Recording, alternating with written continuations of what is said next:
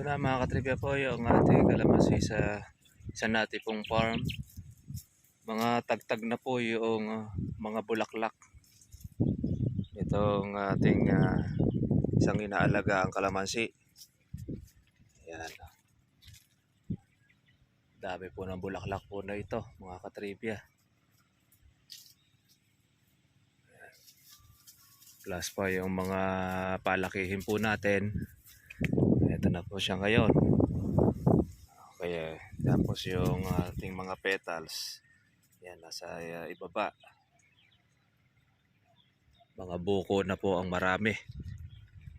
Ngayon,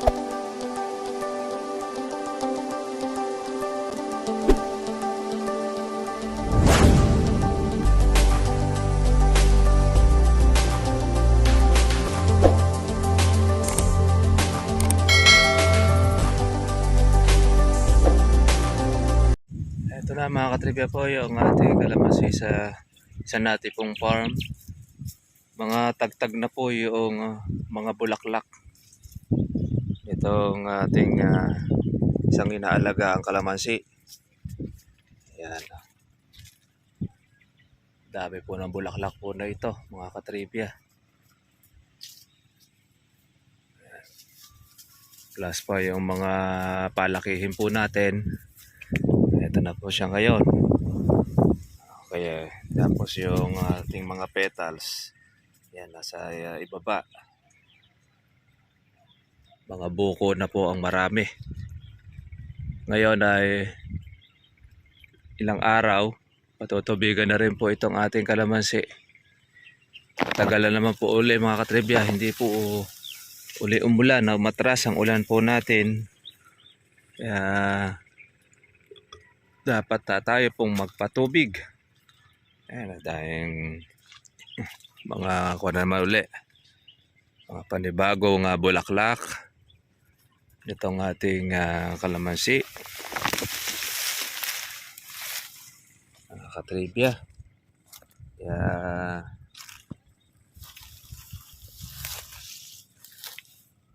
another na kuha nito na magiging harvest natin sa susunod. Mas marami po ang mga bulaklak na ito. Yan ay bunga na po mga katribya po noong panahon, pero dahil pa rin po sa patubig ay nag-produce po siya na marami po natin mga bulaklak tsaka ng ating natawag nating pataba ay organic. Kaya naman ay konting spray na lang po ito, follow up na lang din, ay magiging maayos na. Hindi na siya kagaya po dati na 2 beses sa isang linggo ang ating pag-spray ng ating kalamansi. Ngayon mga katribya, ito aalagaan na lang po muna natin ito sa ating pong pagpapatubig. Once na hindi po siya umulan, medyo tuyo na po yung ating lupa, kaya tutubig tayo. Kung hihintayin natin yung ulan ay yung ating bunga hindi po masyado pong makakalaki para po mabilis po ang paglaki niya. At wag po siyang mapanat. Kasi mga katribya, pagka po yan ay madidihado sa ating pong pagpapatubig, yung pong ating pong mga bulaklak at mga buko na ito ay po pwede po siyang masira or malaglag. Ayan. Dahil po mga bulaklak na lumusot to. Mga buko na po yung iba. Mga tagtag na rin. Iba naman ay kasalukuyan lang bumubuka. Ayan, nakadami. Galit na galit ang ating pong mga bulaklak, mga katribya. Hindi natin alam kung magkano po magiging presyo nito. Pang Agosto na ito, mga kat-farmers. Yung bulaklak na yan ay buwan na ng August. Pero baka makuha ng katapusan po ng June. Malalaki na siya, o pwede na po natin uling andihan o pitasan. Ayan. Ayun naman pong ating palakihin. Lagpas na pong gahuli. Yan. Namumuti po sa bulaklak ang ating kalamansi. Meron pa siyang mga sunong-sunong natin na mga bunga. Yung ating pinalalaki. Kaya kailangan na po natin ito na patubig para lumintog siya sa sobrang init mga katribya. Isa po yan sa number 1 na pahirap na paglaki ng bunga ng kalamansi. Kaya kailangan dyan ay supply po lagi po ng ating patubig. Ito hindi na po natin na kailangan tigangin ito dahil napakarami na po noong mga bulaklak natin na lumabas. Kumbaga sa kuwan ay ang need na lang nito ay alaga ng ating pong patubig. Yan.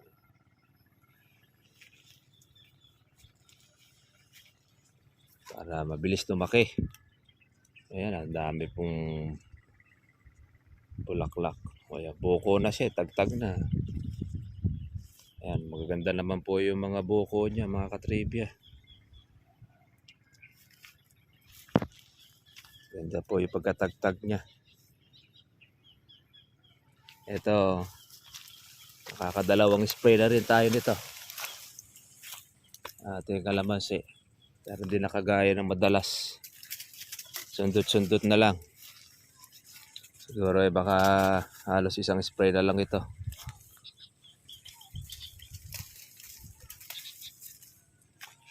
Merong pamparante.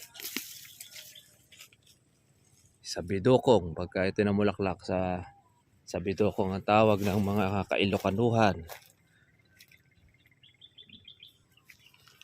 Daming bulaklak. Although medyo basa-basa pa po ng konti itong ating pong patubig. Kailangan lang talaga na tustusan para lumaki ang bunga ng ating kalamansi.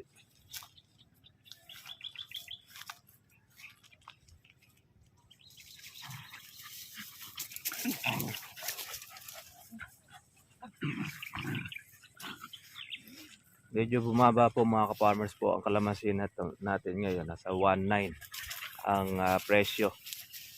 1.9, 1.8. Pagka maganda at malalaki siguro mga nasa 2,000. Pero maganda pa rin po ang presyo na yan dahil ayun nga, wala pong gaanong marami pong mga pitasin. Yung iba, yung ganitong size ay pinupwersa na. Kaya po bumabagsak po ang presyo ng kalamansi. Dahil hindi na po masyado nakakalaki, naaagad ang bunga. Kaya naman, yun, iba naman po mga katribya ay ninanakaw. Dito naman po kasi sa amin, yan po ang talagang kasama sa kanya sa syudad, ang mga kawatan. Hindi nawawala rito sa aming lugar ito ang mga pagnanakaw ng mga tulongges. Kaya ginagawa lang natin, binabantayan. Kaya lang, ang mga kawatan, pag alis na may-ari, yan, sasalakay na sila, bantay sa lakay. Ang may-ari na lang ang binabantayan. Ayan, ang dami. Bumuti sa bulaklak. Ayan, lahat ng dulo, meron. Meron siyang mga sunong. Kaya sa katapusan ng July, lalong mas marami po ang magiging bunga nito. Matsyempohan lang natin mga ka-farmers kahit po 600 or 700 ang presyo ng kalamansi. Kung nakuha natin sa dami, meron na tayo magiging pang-alaga sa susunod na tagong araw. Sa mga buwan ng Nobyembre. Yeah, pwede na tayo ulit mag-umpisa ulit ng ating pong pag-spray ng ating kalamansi.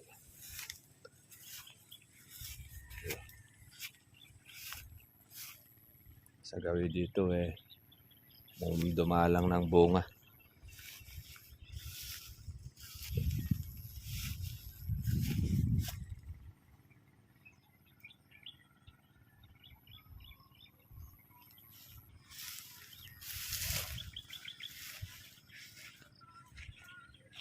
bahay din ay katatapos lang din magtubig.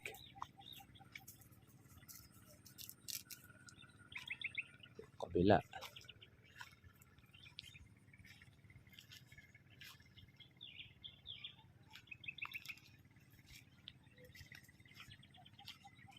Ayan na. Ito ang sakit ng kalamansi. Ayan. Yung nagba-brown ng tsura, natutuyo ang sanga. Yung dahon niya parang nalalagas. Yan ang tawag po dyan, yung parang nauupos. Dahil sa init ng panahon, tsaka po ng mga gamot na ginagamit. Kaya lumalabas po yan.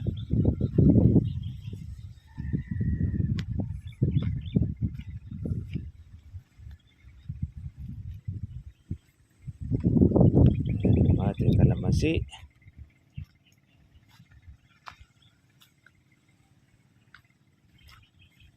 Marami pong mga bulaklak.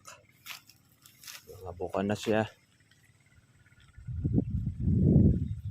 Tagtag na rin. Ito rin yung kabila. Ayun. Sa bayaw ko. Wala na rin halos na pangalaga. Bunga na po ng panahon. Itong mga bulaklak na ito. Wala na tayo masyado pong maraming alaga dito. Pataba na lang po ito, tsaka po patubig. Yung ating nilagay rito mga katribya para mamulaklak ng marami. Siyempre, dahil po natigang po ito, kaya nag-produce siya ng marami pong mga bulaklak. Mga kapatos. Sige mga katribya, yun po yung ating pong vlog po ngayong araw na ito. Magandang araw po sa lahat. At next video po ulit tayo. Monitor natin presyo ng ating kalamansi. Yan na rin po noong bunga tsaka ng ating pong mga bulaklak. God bless po sa inyo lahat mga katribya. Bye bye.